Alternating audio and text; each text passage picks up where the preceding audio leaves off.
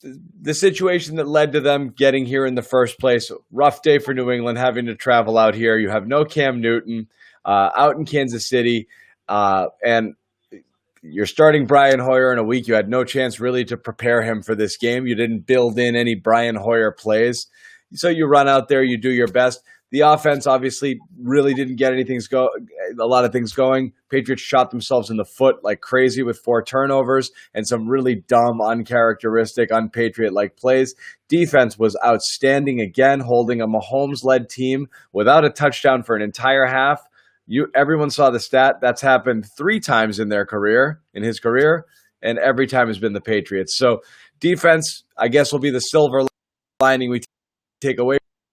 We're kind of fired up, so I'm just going to let it, and then we'll see what happens when you're done, and we'll pick up the pieces after. Okay, yeah, this is going to be a rant. Listen, it's been a long time, and John, you know me very well. I don't get heated very often, right? Things don't get under my skin. I've seen it, but yeah, go ahead. All that often, all right? I personally feel like the NFL has done you Patriots fans an absolute disservice from Saturday morning until the end of this game tonight. Between the way that they handled Cam Newton's positive COVID-19 test, to the way they forced the Patriots to travel on the day of the game to Kansas City today and pull basically a 24-hour day door to door to get this game in. And then we get to the game itself and you see that just atrocious refereed game from the beginning. The fumble, interception, to rule down, whatever you want to call it, the pass interference call on Travis Kelce, the little phantom flop by Mahomes, I would call it, quite frankly, on the roughing the passer call on Cedric Wise. Yeah, he absolutely shouldn't have put his hand on him, but that was an absolute flop. And at anything, Wise was just trying to slow down. Dietrich Wise was trying to slow down Patrick Mahomes and his momentum, so neither one of them got hurt, and he gets flagged for it. Travis Kelce cuts into Kyle Duggar's chest, falls to the ground, and Duggar gets called for a defensive pass interference call. Then you put all of that together, and then I just watched a broadcast for 4 hours absolutely spew nonsense about how great Andy Reid is and how amazing of a maestro Andy Reid is as a play caller, when Bill Belichick just held the best quarterback in football and the reigning Super Bowl MVP to 20 points in one of his worst outings, quite frankly, that should have had multiple interceptions, but the Patriots dropped a few of them. We can talk about the self-inflicted wounds. We can talk about Brian Hoyer's struggles. All of those things are definitely true. But this tonight was a debacle by the league, in my opinion, a game that never should have been played in the first place. And then I sat there and watched a broadcast say how revolutionary Andy Reid is because they ran a pop pass on the goal line to score with McCole Hardman when the Patriots defense is doing all sorts of crazy things in coverage. Did we hear a single thing about the rotations the Patriots defense had? We had maybe 1 or 2 cutaways to all 22 footage of what exactly the Patriots D was doing. I can't even break it down for you folks exactly what the coverages were because I didn't see any of them because the broadcast was too busy talking about how great Patrick Mahomes was for the 236 yards he threw against the Patriots defense. I just feel like as somebody that was frustrated that they wanted to play this game anyways, and then you turn it on and you get that sort of product and that sort of treatment from everybody, the broadcast, the refereeing, the whole 9 yards, like I said at the beginning of this rant, a disservice by the NFL from start to finish here for the Patriots. It was very clearly a primetime broadcast and pretty frustrating on many levels if you're a Patriots fan watching this game. But again, you have to look at the self-inflicted stuff as well because ultimately Tony Romo's not playing this game. And it doesn't matter how many platitudes they throw at Andy Reid and Patrick Mahomes. At the end of the day, Patriots went out there, and so here's the frustration. Here's my frustration, Evan, and one I think a lot of Patriots fans are going to share. Okay, Cam Newton's not here. You understand it. You play Hoyer because it's the sensible thing to do, okay? Then Brian Hoyer, the intelligent game manager, goes out there and has brain cramps at 2 very critical moments that could have completely swung the tide of the game, okay? When obviously you leave the points on the field by taking the sack that you absolutely can't take at the end of the half, and then the fumble, again, when you're driving for a potential score there, and a chance to take the lead and put KC a little bit on its heels. Just terrible game management, terrible situational awareness, and those 2 things led to ultimately KC making it a 2-score game, Hoyer getting benched, Stidham coming in cold. leading him on a touchdown drive, but not really being effective himself because I don't really think he had much of a chance in this game either. So I guess we go back to it.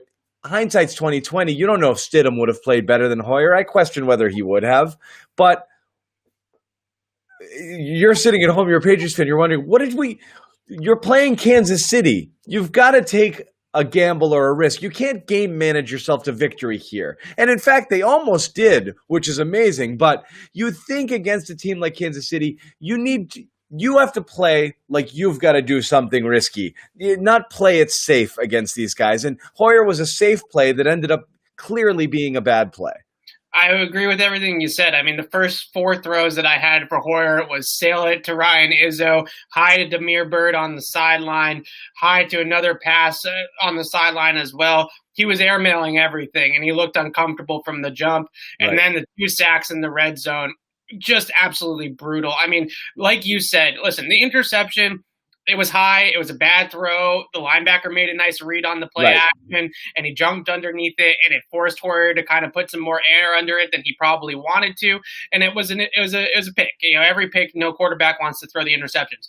The 2 sacks in the red zone were just absolute killers. I mean, the one before the half, it's just you're running a 4 verticals concept.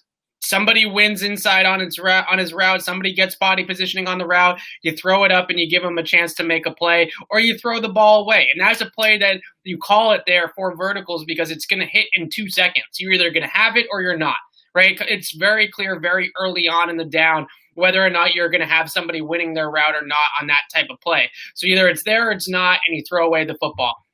Just a brutal, brutal sack. And then the second one, to not have the kind of awareness and the wherewithal. First of all, he's hanging on to the ball forever in the pocket. So you have to know the rush is coming and the pocket is collapsing at some point.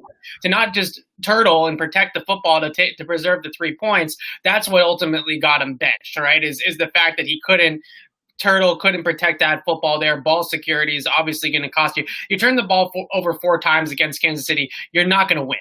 Right. And that's really ultimately, I had the rant at the beginning. That's obviously frustrating me from just a viewership standpoint. I think as a fan, you can feel really slighted about what the league has pulled over the last couple of days between the refereeing, the broadcasting, the whole situation with Cam Newton and the travel. Absolutely just a disgrace. But from the game itself, they lost the football game because they turned the ball over 4 times and they had a ton of self-inflicted wounds. I mean, if Julian Edelman doesn't drop the ball into Tyrann Mathieu's hands, they got a chance to drive the football and tie the game back up. So that's really where I'm at right now, is just that ultimately you weren't going to win that game. Bill Belichick just said it in his post-game press conference. We had a lot of opportunities. We had chances to make plays, and we just didn't make enough of them. That's ultimately what decided the football game. But as a fan, I write about the product that I just watched in terms of the league. Well, and again, going back to the disservice to Patriots fans, when you're talking about the broadcast, again, Bill Belichick, they schemed it beautifully. Exactly.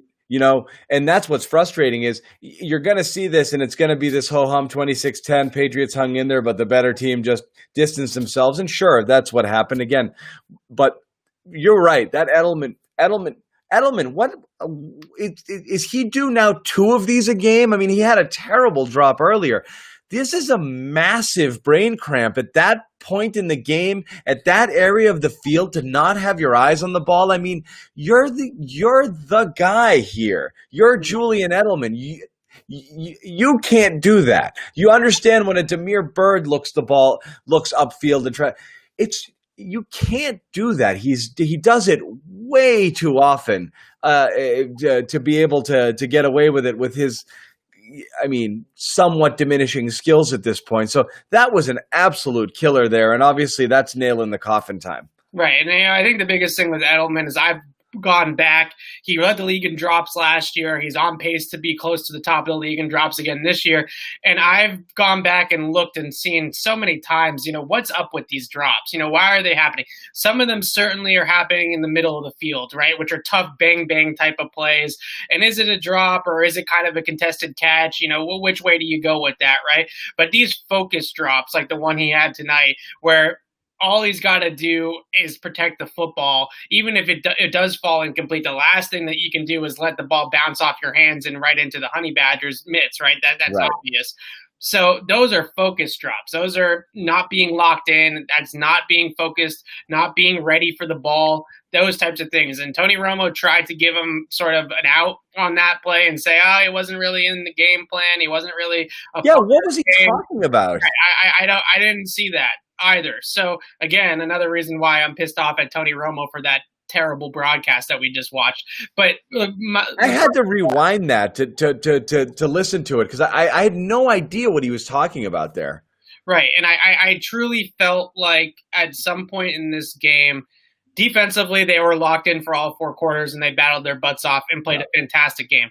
Offensively, they had moments in this game, especially when Stidham started to take over and Damian Harris started to roll a little bit, where they could have moved the football a little bit more. And it was just self-inflicted wound after self-inflicted wound. The only thing you can really pick on the defense, they should have had 2 interceptions. Devin McCourty at the beginning of the game, J.C. Jackson at the end of the game. Yep. When you're playing a team like the Chiefs and Mahomes, you have to take advantage of those types of plays. It's really killer when you don't make the most of all your opportunities against a quarterback like that. But like I said, I can't wait till the coach's film comes out tomorrow to see exactly. They are dropping 3-8 into coverage, rushing only 3 guys half the time, it seems like, in that game. Yeah. Really only 3 or 4 man rushes. They basically said, we're not going to rattle Mahomes by blitzing him or trying to get after him, so we're just going to cover everybody as best as we can. And it really worked. I mean, I know Mahomes only threw for almost 8.1, was it? Yeah, 8.1 yards per attempt, which is solid, but not very good for him in terms of what he can normally do when he lights up the scoreboard. So again, it just a great defensive effort all around. They held it together for as long as they could. Offensively, I don't really know what more you would have expected. I mean, they ran for 185 yards. They tried running the football. They did it pretty successfully, especially in the second half. I'm not really sure what more you would have expected. Maybe they pulled a plug on Hoyer a little bit earlier.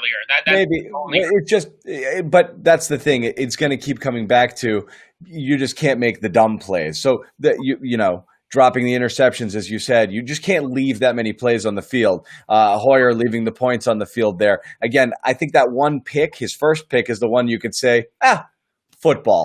It happens. He sailed to throw, But the other ones are, the Edelman drop, the Hoyer fumble, and then even the Stidham one, I think, again, chalk it up to – I think if he makes that decision a split second earlier, he's got Bird if he wants him. Yeah, I got a lot of people in my mentions on that one on Twitter because I said that he just got to it a little bit late. It looks underthrown, folks, because he got undercut, right?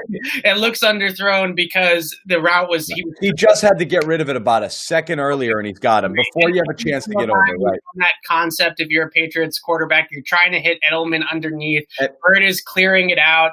The post safety got stuck in the middle of the field for some reason, and Bird was wide open, and Stidham just didn't see it quick enough. That's I hate to say this, but if that's Tom Brady, that's probably 6.